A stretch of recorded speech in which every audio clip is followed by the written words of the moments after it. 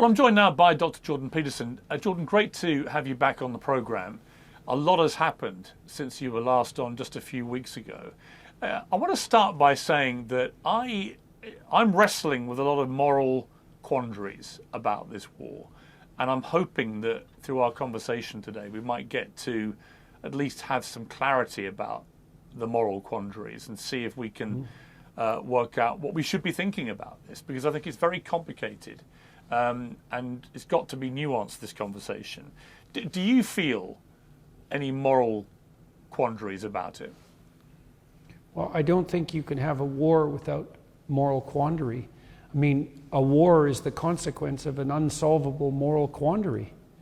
And so it's not surprising that the conversation surrounding the war is full of moral quandaries, because if it was straightforward and simple, and if there was an easy path forward, then there wouldn't be a war.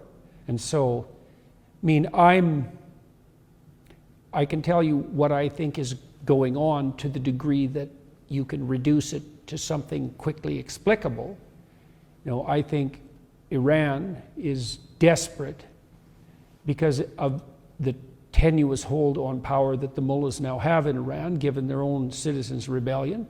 I think they see the Abraham Accords, which were the most significant step forward towards peace in the Middle East for like 75 years. They see the Abraham Accords as an existential threat. This is a last-ditch attempt by the Iranian mullahs to use the Islam against Jews story to prop up their own dismal reign.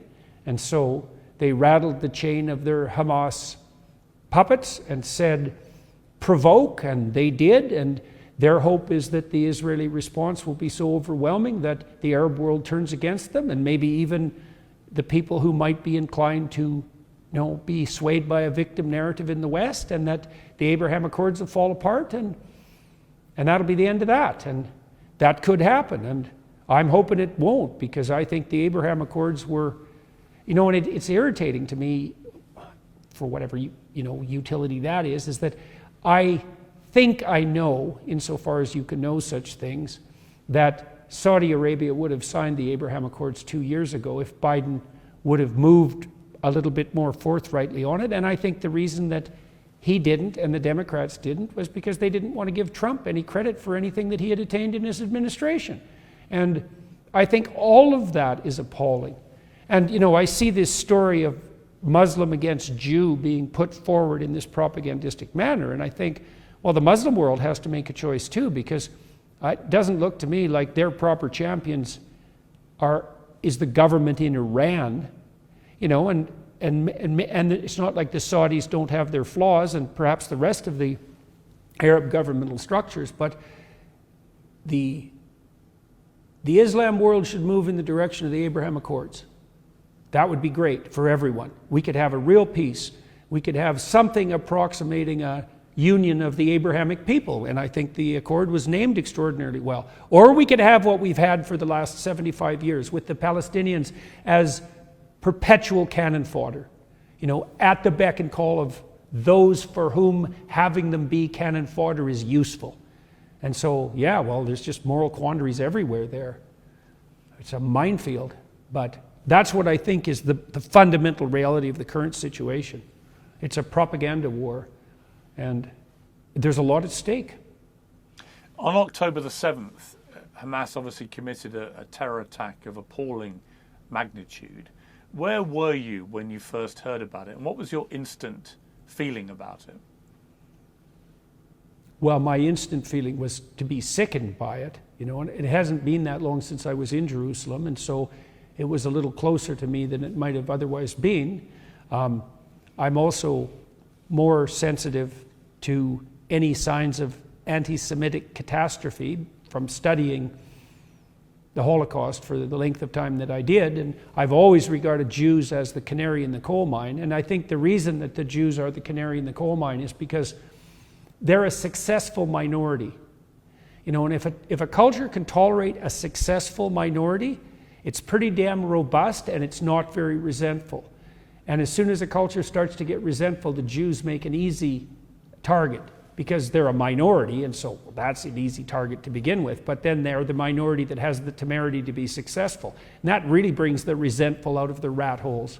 And I've seen a rise in anti-Semitism online over the last 3 years that's just stunning to behold, on the right and on the left, but jointly. And then, well, so I was sickened by it, but then I was also immediately suspicious of Iran's role. And I mean, that doesn't require any particular perspicacity on my part. I think it's quite obvious, but that also opens up the rat's nest of the maneuvering, the political maneuvering around the Abraham Accords, because I was very ill when the Abraham Accords were signed, and I couldn't or hadn't paid much attention. And when I sort of recovered my ability to see again, I saw that this remarkable peace process had taken place, and I could not understand for the life of me why it wasn't trumpeted on the front page of every newspaper across the world. And I also think that Trump's team should have got a Nobel Peace Prize for it. I cannot see how you could possibly make a counter-argument to that. For all of Trump's flaws and for his administration's flaws, this was a major accomplishment. And I know the Saudis were behind it. They didn't sign it, but it wouldn't have gone forward without their nod and wink. And I believe, that if Biden would have taken the opportunity and been a bit magnanimous in his response to Trump, which he could have been, instead of thinking of him as Satan himself, that he could have enticed the Saudis into a peace accord. And we wouldn't be in this damn situation now. And now we're playing it out the hard way, because the Iranians could win the propaganda war, and they've got, God only knows how many agents they have in the West, promoting the kind of social upheaval that we've seen on the streets in the last few weeks. And so the narrative could go either way. But I'm rooting hard for the Abraham Accords signees, and I hope they have the courage of their convictions, and I hope they can see that their way forward is the most appropriate way forward for the good of the Muslim world. Or what, are we going to stay in some 14th century conflict between the fundamentalist Muslim world and the Jews? Jesus, that sounds, we've had enough of that, haven't we? You'd think. I asked Ben Shapiro, what is a proportionate response to what happened on October the 7th? Yeah. And he said there isn't one, that there is no proportionate response, and there shouldn't be. That in itself, I asked Vivek Ramaswamy when I interviewed him at the weekend the same question, and he was basically inferring the same, but he also said that he would happily put the heads of 100 Hamas leaders on stakes along the border as a message to people not to commit this act. I thought that was a sort of medieval barbaric response to medieval barbarism, and that eye for an eye, tooth for a tooth is not the solution. I also believe that Israel has a fundamental right not just to defend itself after what happened, but has a duty to protect its people, and it has to take that duty obviously very seriously. But if your mission statement, as they've made clear, is to eliminate Hamas completely, and Hamas live in Gaza surrounded by civilians, among civilians, you can only do that, you can only get rid of Hamas with massive civilian casualties. And that's where I have this moral quandary about how much is too much. Well, does Israel get a license to do whatever it wants to eliminate Hamas, or should there be a limit? And if so, what is that limit? Well, I don't think Israel will have a license to do whatever it wants, because what will happen inevitably, and I think if I was an Iranian propagandist, I would be counting on this. Let's imagine that Israel moves against Hamas with its usual effectiveness, and they start winning, in a serious way, and the casualties mount. Well, it's a lot easier to take a victim appreciation stance against a power that's clearly winning. So Israel can't win without accruing losses along the way, because the more they manifest their military superiority, the easier it's going to be for those who cast the Palestinians as victims to gain the moral upper hand. And that doesn't mean I know what Israel should do, because I wish I had that wisdom. But what I would like to see happen, in the best of all possible worlds perhaps, would be for the signees of the Abraham Accords to say to Israel, privately first, we're not budging. And then maybe to take a foray into the public and say that, it would be lovely to see Saudi Arabia and come out and say, you know, we're going to continue the Abraham Peace Accord process. And then Israel could say, well, if the Abraham Accord holds and we have the probability of expanding it, we can take the risk of not being so devastating in our response to Hamas, and they could back off. But because there'd be a counter victory in it for them. And so as far, like, I can't see a better pathway forward than that. And I think that's a potentially realistic pathway, especially because that would also have the side benefit of not allowing Iran to prevail. So that's the best I can do on how this might proceed in the most optimistic possible way. And I don't know if that's good enough or not. On October the 7th, you tweeted, "Give them hell, Netanyahu, enough is enough," and you got some blowback for that, as everybody a lot. says anything about this. Were you surprised by the scale of the blowback? Do you wish you'd phrased that tweet differently? Do you have any regrets about it? Well, you know, Twitter is a very complicated social media platform, and it's been difficult for me to learn how to use it wisely. And I'm not alone in that, because it's difficult to be wise on Twitter. Now, what I'm trying to learn is when a tweet is appropriate and when a long-form commentary is appropriate. And the rule, I think, is something like the higher the stakes, the more likely that the long-form commentary is necessary. And really, it would have been better had because I did release a YouTube video where I explained some of what we already talked about. I saw it, and that was received much better, let's put it that way, but it also gave me a chance to elaborate my argument. And so what it highlighted for me, and I felt, you know, I was very taken aback by what happened in Israel. And I was also appalled because in my estimation, it was unnecessary. As I said, the Abraham Accords could have been extended earlier, and maybe this wouldn't have been necessary. And so I allowed myself to express some sentiment at that point without providing context, and that wasn't as good as providing the context.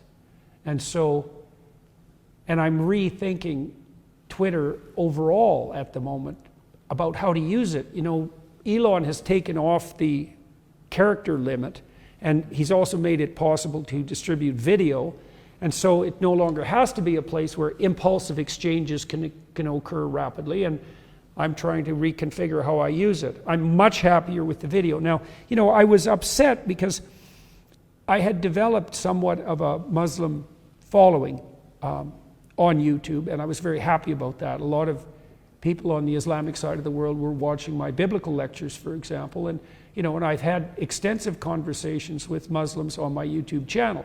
And you know, I burnt some of that up, and I'm not sure I did that.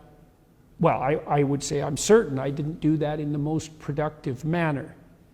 And so, do I regret it?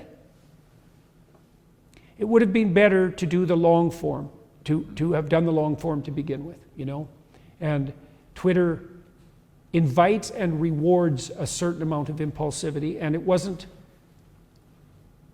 I don't know, Pierce, I don't know if it's ever time for impulsive action, especially when the stakes are serious, you know? Yeah, and so I completely get that. There's no doubt, for example, that what happened on October the 7th was a form of hell for the victims and for their families. There's also no doubt that for many living in Gaza, for many innocent Palestinians, as we know, of the 2 million or so residents and citizens there, I think it's more than half are of child age, and many are very young children, and many children are getting killed. And as a father, I'm sure as like me, as a father, it is utterly heartbreaking to see so many thousands of children being killed. who have nothing obviously to do with this. Again, this comes back to this moral quandary I have. You know, it's interesting when you said enough is enough in that tweet. You know, some people are already saying, even if they're very sympathetic to Israel's need to take out Hamas, they're looking at these fairly apocalyptic scenes in Gaza and thinking, enough is enough of that.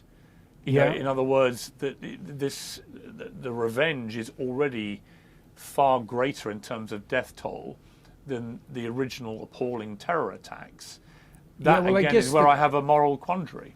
Well, the question is, I suppose, and I don't purport to have an answer to this, is the most effective way of combating Hamas military? And part of the answer to that is the military eradication of Hamas even possible? Because as I said, and we can see it unfolding in real time, as Israel's more successful militarily and the casualties mount, the resistance to what they're doing is going to grow. Yeah.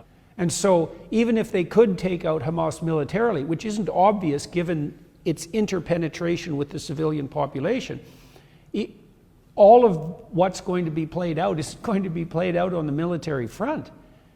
And we can see that in the rising tide, let's say, of demonstrations around the Western world. And I would say those demonstrations are likely to get larger and more effective in precise proportion to Israel's success on the military side. And so then I would think, well, is there another way of restraining Hamas? And well, that brings us back to the Abraham Accords, because they were the most promising thing that's happened in 7 decades. You know, and I think it's easy to underestimate what a miracle they were. The people who formulated the Abraham Accords had to fight the State Department. They tried to introduce it under Obama to begin with, right? The notion was, well, maybe we could start the peace process with Israel without putting the Palestinians first. And that had been off the table conceptually in the State Department, as far as I've been informed, forever. And then it was proposed during the Obama era, and it was rejected. And then it was proposed during the beginning of the Trump era and rejected, but eventually they carried the day. And then they did do an end run. And I think that was actually good for the typical Palestinian, because it put a tremendous amount of pressure on the Palestinian authorities, who are basically tyrants, who are more than willing to use their own citizens as cannon fodder. It put a lot of pressure on them to actually do something moving towards a genuine peace, which is why now that's why Iran is so desperate to scuttle the Accords, I think. Of course. You know? So I think the way through Hamas, all things considered in the medium to long run, is to desperately extend the Abraham Accords as rapidly as possible. That's not a military victory, but you know, it's easy to do this from the armchair. When you look at the full history of this conflict, the 7 decades of conflict between Israel and the Palestinians, Jonathan Friedland is a very good, respected Jewish journalist for The Guardian in the UK. He wrote a very interesting column the other day saying, you know, you could argue that both sides have a just cause here. And he said that as a leading Jewish commentator, that historically both sides have a just cause, and that it's important to remember that. And that's why passions run so high. It's why people care so much. And it's why racing to take sides is a mistake in this conflict. What do you think of that? Well, I think that, you know, if there wasn't a lot to be said on both sides, then the conflict wouldn't drag on forever and be unresolvable. You know, I think at some point you do something like cut the Gordian knot, which I do think to some degree the Abraham Accords had begun to do. You know, I don't think Israel's going away, but I don't think the Palestine isn't going away either. And so those things have to be accepted. It looks to me like they have to be accepted as on-the-ground realities. Now, the problem I've seen continually, I don't know, is that it's been convenient to use the Palestinians as an irritant to Israel in the West. And so the Palestinians have been held hostage. You know, the people who portray them as innocent victims presume that the Palestinians have been held hostage by the Jews, let's say. But I would say the Palestinians have been held hostage even more effectively by their own leadership and by those who are perfectly willing to use them as the front man, the expendable front man to irritate Israel in the West. Well, you can't get peace under those circumstances, and so Palestine is a reality that isn't going to go away, and Israel's a reality that isn't going to go away, and the Abraham Accords started to recognize that, and there was move in the right direction, and if that falls apart, we're going to be back to where we were 15 years ago, except worse. The interesting moment for me came when Israel turned off the power and the water. They just were able to do that to 2 million people in Gaza. They could turn off the internet. And it struck me that that was a very vivid reminder that Israel effectively controls Gaza. It doesn't do so politically, but it does in reality. And that for many young people in Gaza, they know this, and they do feel that they've been living in a perpetual prison camp where their movement is controlled, where their access to basic things like water and energy and so on is controlled, and that until they get the freedom that they crave, this can never get resolved. Well, but I also understand on the other side that the Israelis feel, how can we give freedom to a place that is run by a terror group who are literally committed to the eradication of not only Israel, but all Jewish people? Well, you laid out what are the two sets of valid counterclaims. I mean, there's another complicating factor too. You said that your moral back is up because of the continual toll in civilians in Palestine, especially among people who, let's say, weren't even born when they first came to power. And so it's very difficult to look at that and see it as anything but unjust. But then it begs a whole other set of questions too, doesn't it? It's like, well, if your government is a totalitarian band of armed criminal thugs, what responsibility do you bear for that as the subjected people? And it's not like I know the answer to that, but I see in my own country, in Canada, that things are slipping and sliding in all sorts of pathological directions, and people are letting it happen. And if you let that happen long enough, well, things get very, very bad. And they have got very, very bad in Palestine. And the answer to whatever tyranny Israel might be exerting over the Palestinians isn't for the Palestinians to exert even more tyranny over themselves, especially not in concert with a third party like Iran, who's perfectly willing to sacrifice them at any point. And so now, and then that question emerges, well, what responsibility do the Palestinians bear? Well, then I think we start to touch on more metaphysical issues. It's like, well, the Palestinians, like all people, bear the responsibility to live in truth and to stand up to tyranny in their deeds, their attention and their deeds and their actions. Because if you don't, you pay for that, and so do your children, right? And then so do your grandchildren, and so do your great-grandchildren. And there seems to be something unjust in that why did the children suffer? And the biblical answer to that has always been, well, the children suffer for the sins of their forefathers. And you might think, well, it's pretty unfair that the world is set up that way. It's like, hey, it might be unfair, but it is set up that way, and it does beg the question. What responsibility do the people who are living under the thumb of totalitarians have for the fact that they're living under the thumb of totalitarians? And the answer isn't none.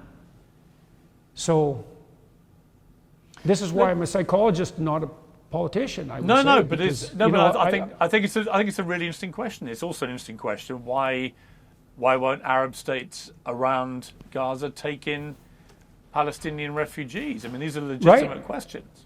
Right. Well, there's a lot of chain and saber rattling about how tyrannical Israel is, and of course, they're held to a very higher moral standard. But the prison that is Palestine has walls on sides that aren't Israeli.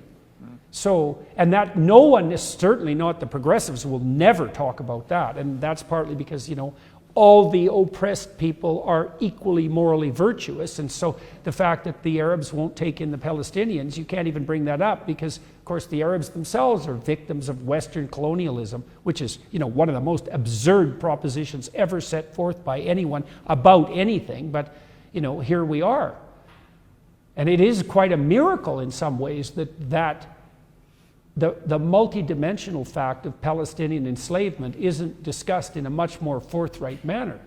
There's many people are building the walls that make Palestine into whatever prison it is.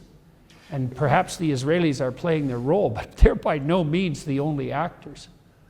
Let's talk about the response of progressives, and in particular what's happening on student campuses, particularly in America. I've been struck by two things. One, the horrifying immediate response, not just in America, but when you saw mobs in Sydney, Australia, chanting "Gas the Jews," when you saw huge protests by the Israeli embassy in Kensington and West London, near where I live, all celebrating. This is all within hours of what happened on October the 7th. You saw similar scenes in America. So the gut reaction of many young people appeared to be celebrating what had happened. And you even had there was a Cornell professor who was heard in public saying how exhilarated he was by what happened and still hasn't been fired.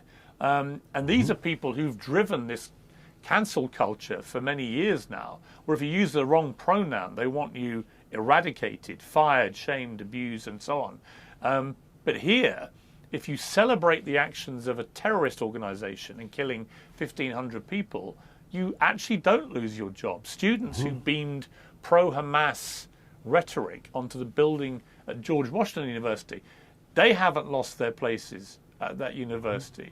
So even for the most heinous possible thing that you could do which might warrant cancellation, the people who've driven cancel culture spare themselves. Well, this shows you how shallow the oppressor narrative really is. Oppressed oppressor narrative really is. George Orwell famously said that the typical middle-class socialist didn't love the poor, they just hated the rich. And I think the oppressor-oppressed narrative gives people moral license to identify the oppressor and to hate them resentfully with a good conscience. Plus, it's also extremely simple-minded, and this is one of the problems with what's being taught in universities, and even much more broadly than that now. The notion is we can view all human social relations and the past itself through a meta-Marxist narrative that proclaims that there are only oppressors and victims, and that all you have to do to be moral is to be on the side of the victim. Now, the shadow side of that is that once you proclaim your moral superiority and you're on the side of the victim, well, number one, you don't have to think anymore. You just have to identify the two sets of players. And number two, you're moral without effort because all you have to do is feel sorry for the victims. And then consequence number three is the oppressor, being intrinsically evil, can be the target of everything that's resentful and bitter and absolutely dreadful about you. Now, that's the standard narrative that's being taught on university campuses, and the Palestinians play the role of victim. And so you can't argue against the Palestinian cause, let's say, if you were inclined to, without simultaneously having to face the weight of every single person who's adopted the oppressor-oppressed narrative, upending that. And there's no way the university, not in the state they're in now, there's no way that's going to fly. And so we see exactly what happened. The narrative's already in place. All oppressed people are innocent and virtuous victims. Well, so then when something like this happens and you see the Palestinian victims rise up against their evil Jewish overlords, then it's time for celebration. And we forget entirely that the evil Jewish overlord story was the same story that the Germans used so successfully. And we also forget, and this is very interesting in relationship to Iran, I was reading a book by Stefan Zweig yesterday about turn-of-the-century Vienna, just at the end of the Austrian-Hungarian Empire. and the dawning of the movements that eventually morphed into Nazism in Germany. And one of the things Zweig pointed out was that, if you're a corrupt, oppressing psychopath who's hell-bent on exploiting the population, and you want to deflect that, the Jews make a constant, positive, universal target, right? Because they tend to be disproportionately successful. And you can just say, well, I'm not the oppressor here. It's those successful Jews. And that's being played out now. That's the disguise of left-wing anti-Semitism. I mean, it's a terrifying... We don't hate the Jews, we just love their enemies. Right, I mean, the anti-Semitic response in the last 3 weeks has been actually quite terrifying to watch. I've got Jewish friends who are literally living in real fear now. Some of whom were in Israel at the time and thought, well, the world will rally behind us, and actually very quickly realized that in many cases that wasn't the case. In fact, the complete opposite. And then you saw these scenes in Dagestan at the airport with a mob literally charging around trying to find any Jewish passengers they could find. And it was, horrendous, but also, if you're Jewish, this is utterly terrifying and must take you right back to Nazi Germany, World War II, the Holocaust. This never again. It is beginning to happen again. Well, I think we could be heartened in that regard by the counter position, though, too. I would say the reasonable majority in the Western world didn't take that stance still, and quite forthrightly. Even my Prime Minister, Justin Trudeau, who virtually never says a true word in his life or makes his actions are concatenations of false gestures even. He came out with a pretty forthright statement decrying what had happened on the Hamas side. And that has characterized the leadership of the West in general. And so I can certainly understand why the tiny minority of Jews that do exist in the world are terrified about what's happening. There's no reason for catastrophic alarm.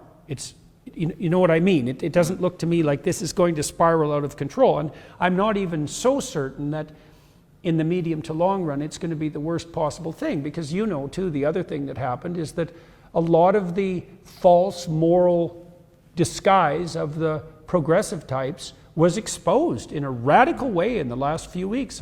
Harvard, for example, just took a beating. First of all, Harvard was ranked dead last by fire in terms of its support for free speech.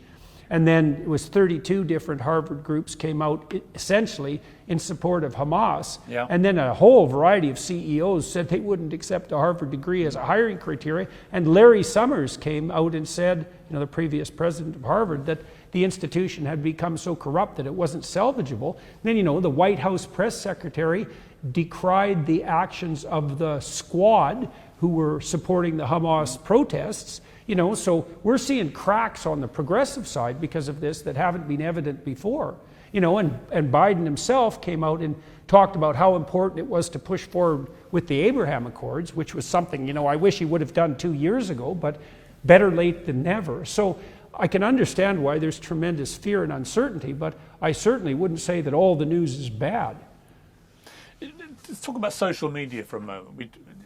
There's no doubt that the kind of tribalism that we see in modern society, fueled by social media, has probably never been worse than I've seen it in the last 3 weeks. A constant barrage of often completely fake imagery, videos, claims, counterclaims from both sides. But it's just a barrage. I've been really quite shocked by just the scale of it and how little of it appears to even have a semblance of truth about it. What do we do about this? Oh, well, that highlights a very pronounced danger. So, in the last 15 years, we've erected virtual perceptual systems and virtual systems of representing reality. Now, if your system of representing reality is not in accord with reality, you're delusional. And right? Technically, that's what a delusion is. And you're going to run into trouble when you try to act in your fantasy and run into the world. Well, these virtual worlds that we've erected on top of the real world don't run by the same principles as the real world. And that makes them delusional. And that delusional element is affecting us very badly in a couple of ways. I just heard Jonathan Haidt this morning talk about some of the research he's reviewing in his new book. He shows very clearly that young liberal women, the probability that a young liberal woman who saturates her life with social media has a mental illness is more than 50%. That's how bad it's got. Yeah, it's really bad. But that's not the only thing that's going on. You see, the other thing I've been watching, and this is really quite frightening to me, is that the problem with one of the problems with online communication is it disinhibits the narcissists and the psychopaths. And the reason for that is that they can circumvent the normal control systems that obtain in face-to-face interaction. Yes. You know, and in face-to-face interaction, there's things you will not say or do because you will be held responsible, and maybe immediately. You can say whatever the hell you want online, and you can get away with it too, and maybe even be rewarded for it. And so you just think about the amount of criminality and quasi-criminality online. 35% of internet traffic is pornographic. And it isn't nice guys that are running that. Let's put it that way. There's an immense amount of online criminality. Like, most people are targeted by online criminals on a pretty regular basis. And then we just have the run-of-the-mill narcissistic psychopaths who generate anonymous troll demon accounts who are spreading misery and sadistic hate as fast as they possibly can. And there's no barriers whatsoever to them doing that. And so then when something does happen that's contentious, let's say, the sadistic psychopaths just make hay out of that, right? They're spreading their misery as rapidly as they possibly can for the lulls and the lulzes and to delight in other people's suffering. And the social media companies are naive enough not to regulate that. Now, regulating it's difficult, but it's a conversation we have to have, Pierce, because I think, like, if we let the psychopaths, that's 4% of the population, whenever they get the upper hand, and that happens from time to time, everything burns. I also think that young people in particular, they are exposed to such relentless dopamine imagery, both still pictures, videos, whatever.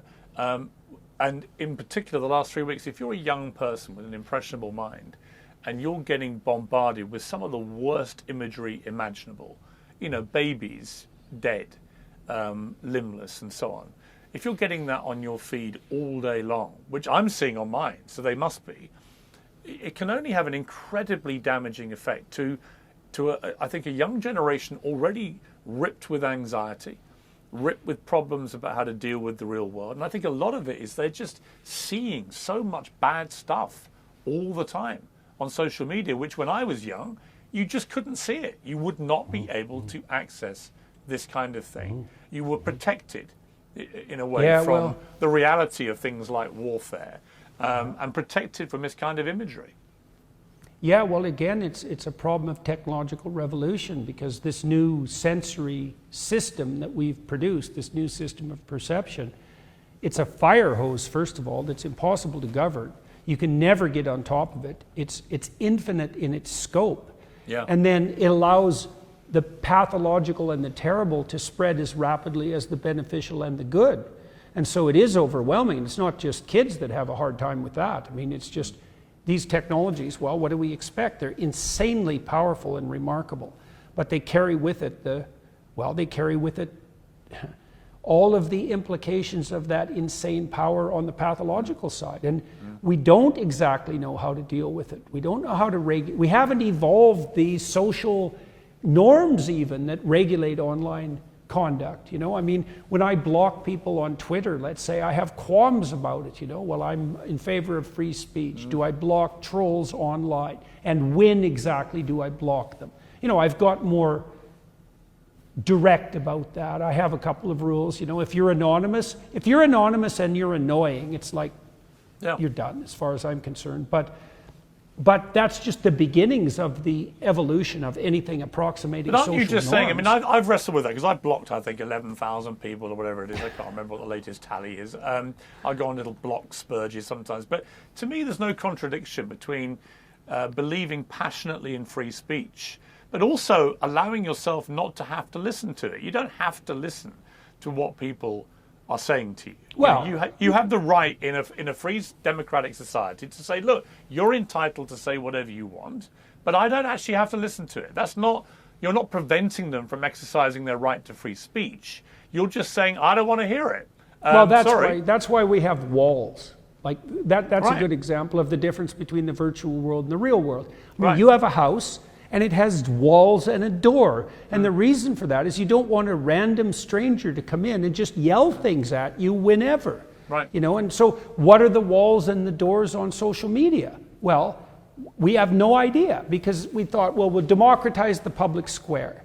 Okay, so what does that mean? It means that any narcissistic psychopath anywhere can say whatever they want to you and everyone you know.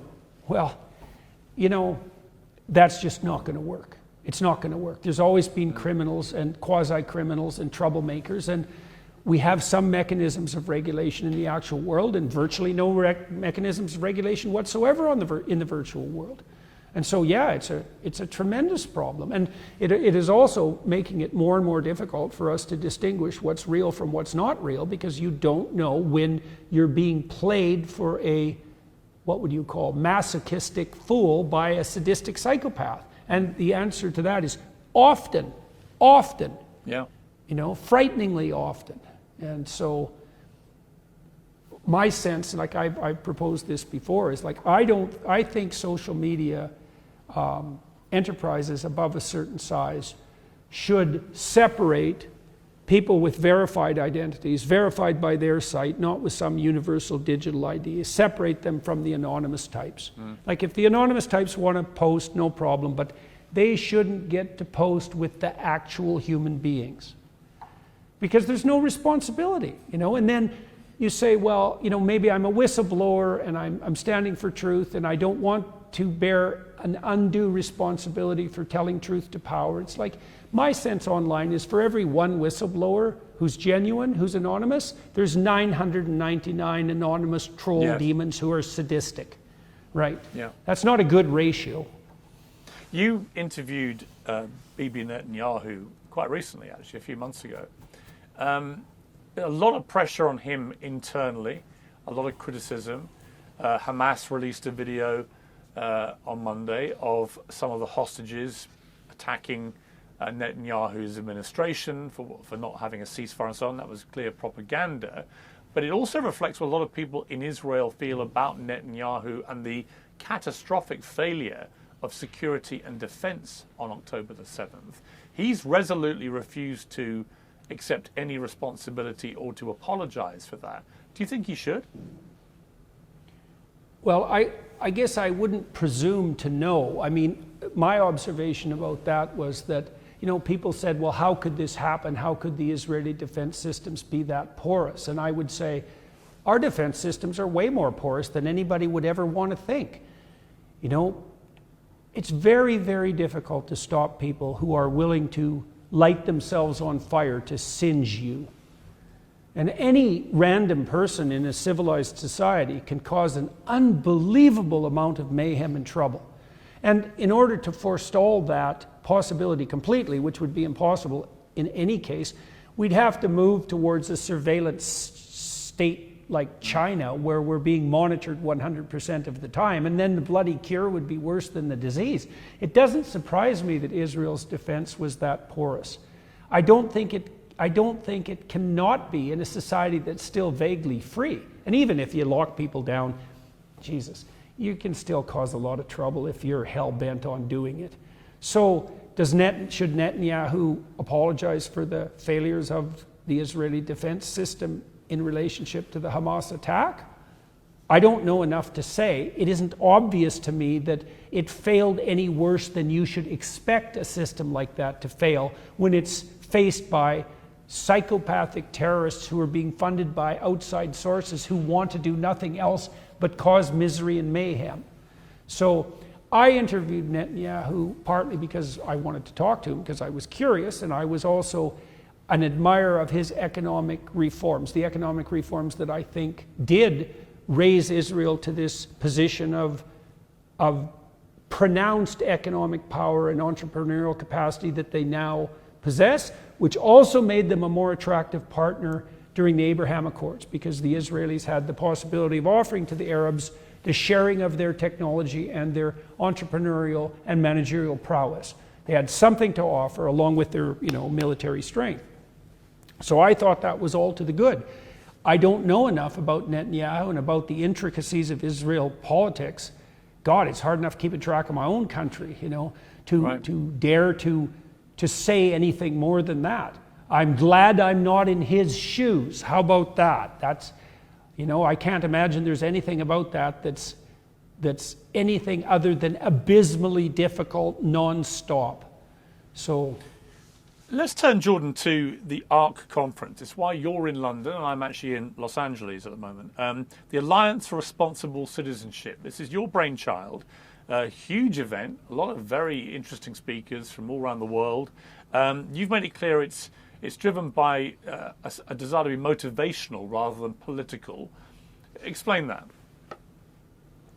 Well, I've traveled all over the world and met hundreds of thousands of people in various ways, and listened to them and watched them and sampled public sentiment to the degree I was capable, and that was overwhelming, as we've discussed before. I had no idea, really, I had a clinical practice, and I was pretty damn familiar with a reasonable swath of the scope of human misery, but I didn't understand how widespread the sense of demoralization had become, especially among young people, and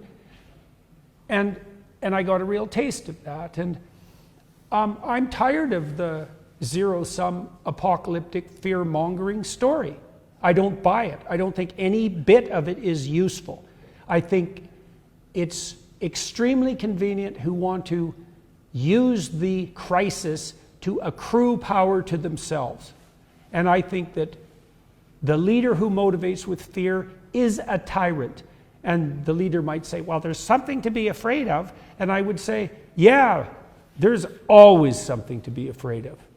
And does the apocalypse lurk in the future? It's like, yes, that's always been the case. So what's ARC's premises? Well, there's two. One is, you have a moral obligation to be optimistic about the future. That's a strange statement, right? And it's actually a statement of faith, because I would say, just as you have an obligation to be courageous about the challenges that confront you in the present, and just as that's the best way of dealing with those challenges, your default attitude towards the future should be, bring it on, we can handle it. And I would also say that if that is your default attitude, you're much more likely to be successful in your dealings with the future.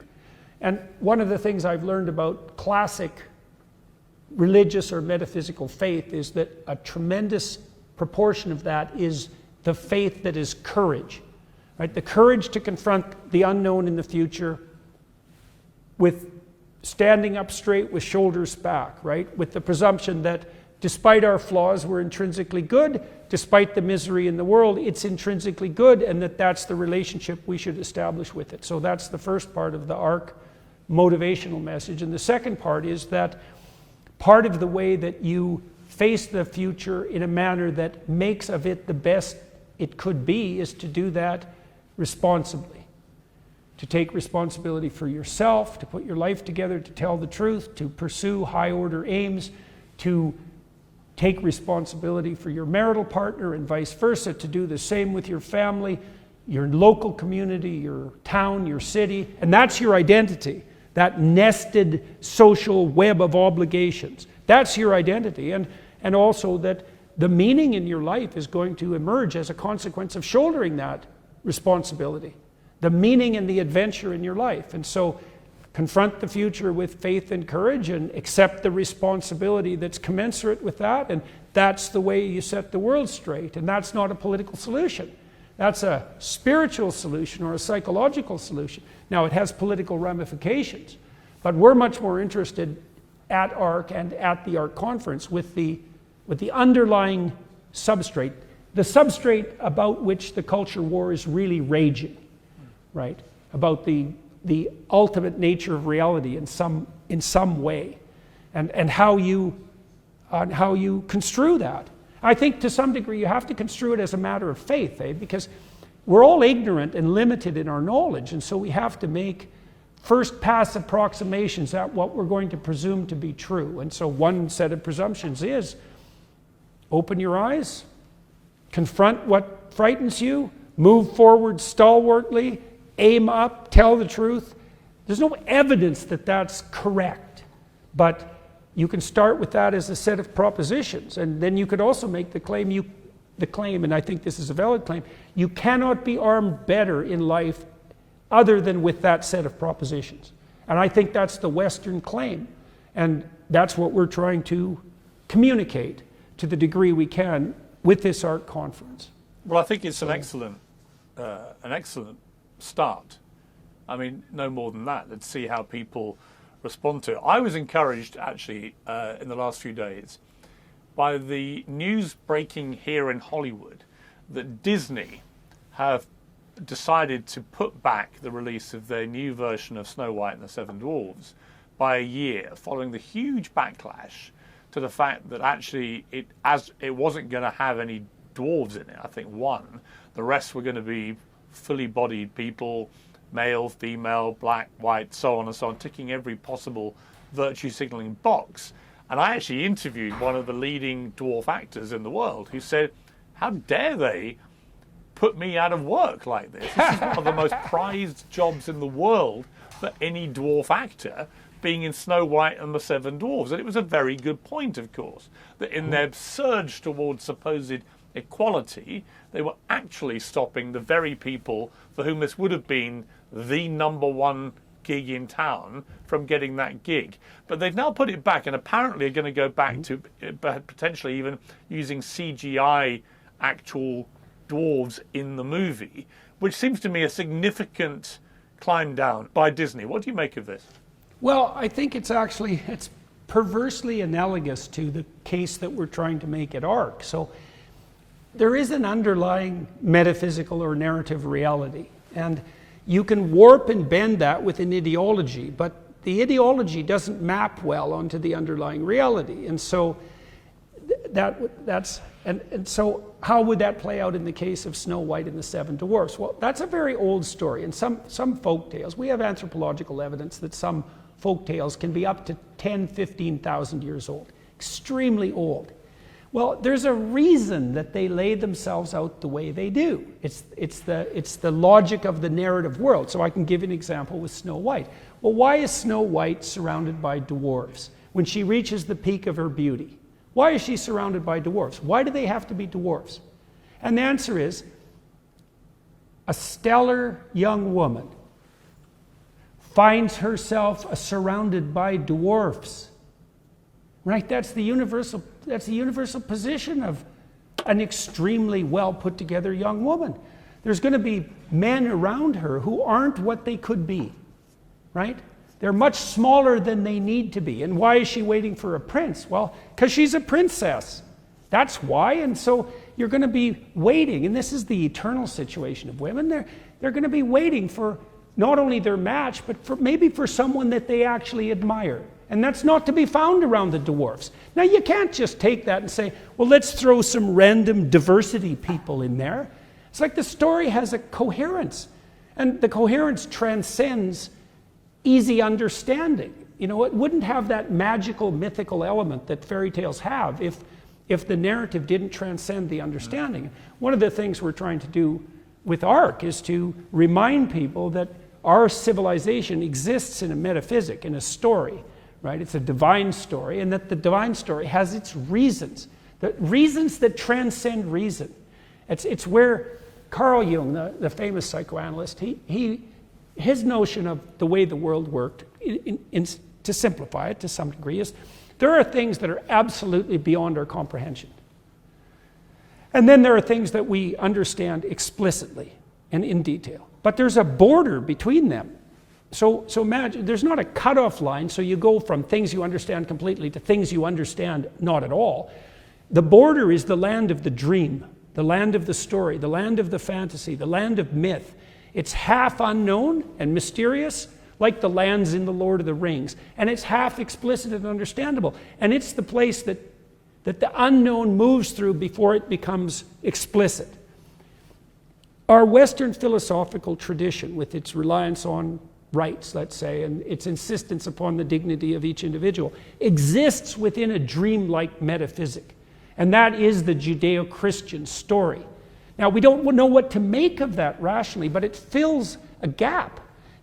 And if you tear it out or transform it into an ideology, all that happens is half-formed pathological fantasies take its place. And that's what's happening.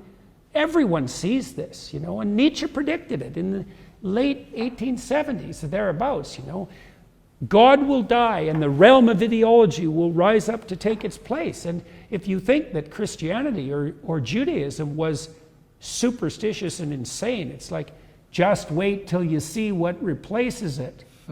And so that's exactly what we're seeing. And it's happening very, very rapidly. And everyone has that sense. This art conference, the press coverage has actually been quite interesting, because even on the left-wing side, I wouldn't say it's been laudatory on the left-wing side, but it's been pretty even-handed and neutral, which is quite remarkable. And the reason for that, I think, Pierce, is that people are so tired of the endless diet of nihilistic apocalypse that even those who can't see their way out of it rationally hope that something else could be provided as an alternative. Dr. Jordan Peterson, what a fascinating hour. Thank you very much indeed for joining me, and best of luck with the conference. I think it's a great idea. It's a great thing to get people with good ideas together, even if they're bad ideas, actually, just debate ideas, and to have a positive theme of how we can make things better, not worse. Get away from nihilism, get the opposite of nihilism into the ideology of the world would be a great starting block. So I thank you very much indeed. My pleasure. Yeah, well, it's good to know that it might be courage that's the opposite of nihilism. Yes, absolutely. Yeah. Thank you very much. Hey, thank you. It's always a pleasure to talk to you, Pierce.